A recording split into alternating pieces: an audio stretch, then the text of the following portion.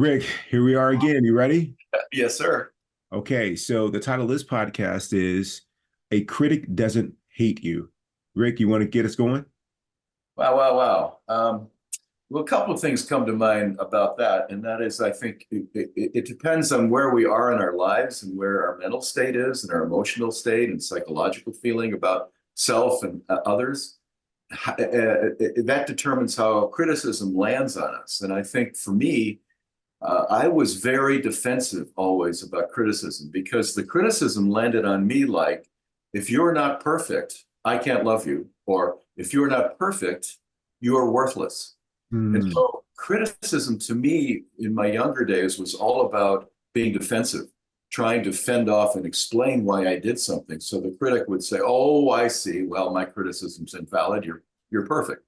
And so when I realized that it was about me being defensive rather than what the critic was talking about, so that I missed the whole lesson of what he or she was trying to get across, I realized that the bigger lesson was always to try to find the nub of truth behind the criticism. Yes. Account for it. Account for it. Now, maybe it's exaggerated. Maybe it's incorrect. Maybe it comes from a place of harm instead of good intentions. Not likely, but maybe. But if you account for what it is that they're talking about and think, hmm, that is an interesting thing. Maybe I've been doing this or that, or maybe it's been getting in my way and I haven't been conscious of it. Those are the kinds of realizations that I've realized over the years are important. So I guess I'm at the point in my life where criticism to me it lands on me more like, let's look at that. Let's look at that. Not necessarily accept it, but let's look at it. And then if there's validity to it, you've got to be totally honest. Then you've got to take steps to change that for your own well-being, for your own inner peace. On the other hand, if it's a criticism that comes to me and I think, I do that, but I like that stuff about myself. Give an example. I have a very warped, unusual, and dry sense of humor. And to me, nothing's off base. So I criticize things, or I make fun of things, or I tease people about things that they hold sacred. Now, viewer may think, well, you're a jerk. I don't want any part of you.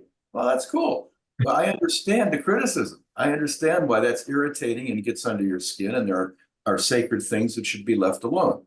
On the other hand, I like that about myself. I'm okay with that. So anyway, it's a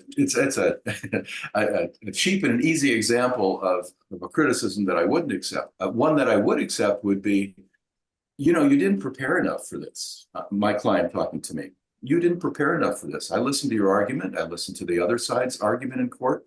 You got hammered. And the reason you got hammered is because you weren't up on the details, details that I've talked to you about, that I've listed for you, that I've sent you mail about, and you've disregarded it all. You were probably up watching football or something last night. You got to handle that. Now, that kind of a criticism would cut me to the core, and I would realize immediately he was correct. And I would set about never, never letting another client down again in that area. That's another example that's overstated. But my point is that that's a valid criticism that still I have to look at and accept. But he wasn't saying it from a point of view of hatred or trying to hurt me. He was saying it because he realized there was a deficiency in my behavior, and that allowed me a chance to correct it. Yeah, Rick, I love what you said. I'll just add a few little comments from my own experiences in terms of criticism. As I mentioned before, when someone would give me feedback, if it didn't begin and end with Keith, outstanding job, anything short of that, anything short of that, we were sworn enemies. uh, You're a hero. You can do no wrong, Keith. But That's I right. have That's right. I'm only showing up. Yeah, I'm only coming if there's constant validation. Yeah. So yeah, I so don't invite me unless you can commit to that. So what I started to do was when I really was committed to changing, I started to say to myself, if anyone says anything to me that doesn't, isn't completely positive in how I define it being positive, that I would say thank you. No matter what they said, my response would be thank you. And I would be aware of my tendency to be defensive or to try to negate what they were saying. And I wouldn't suppress it. I would just be aware of that urge in me that was creating these limitations of me growing.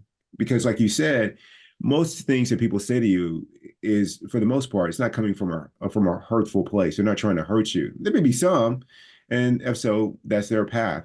But as you mentioned, can you get beyond the ego being bruised and hurt because of this identity that you conceived that you're trying to protect? Can you get beyond that to see if there's some truth in what they said?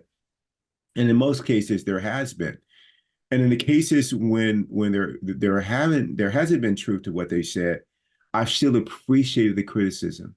The reason I've appreciated it is because there was another opportunity there for me to check in to see whether or not I would be defensive or whether or not I would be open.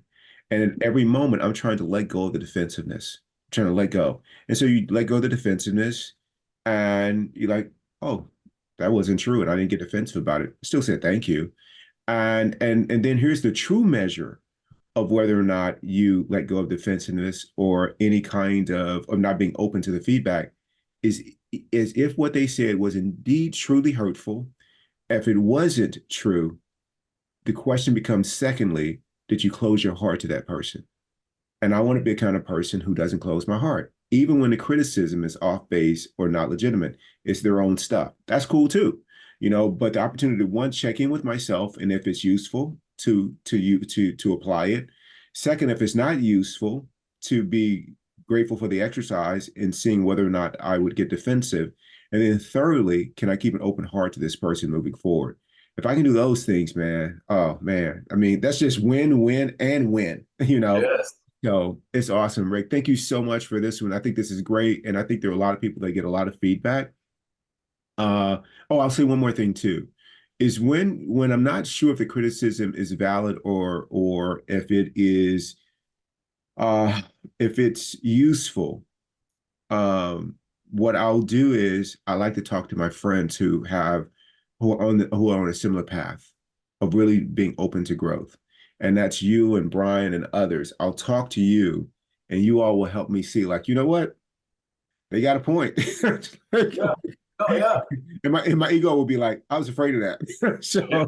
So they got a point. And so just in case, I can't leave myself to be the final arbiter of whether or not the criticism was valid or not. I have my friends there to help me. And they always are coming from an objective place with my best interest at heart. So that's all I got. You want to close this out, Rick? I got nothing more to add, brother. I think that was terrific. I guess the footnote to all of this is that the criticism really has to be something that you account for, you take into account. You just don't dismiss it, no matter how extreme or wild it is.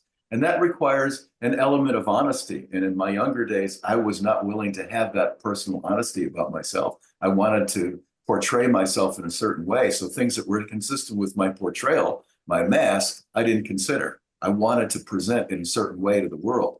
I don't have that anymore. And I think the reason is that when you go through this practice over and over and over again, you realize there's nothing to defend. You don't have to have a Oh, mask.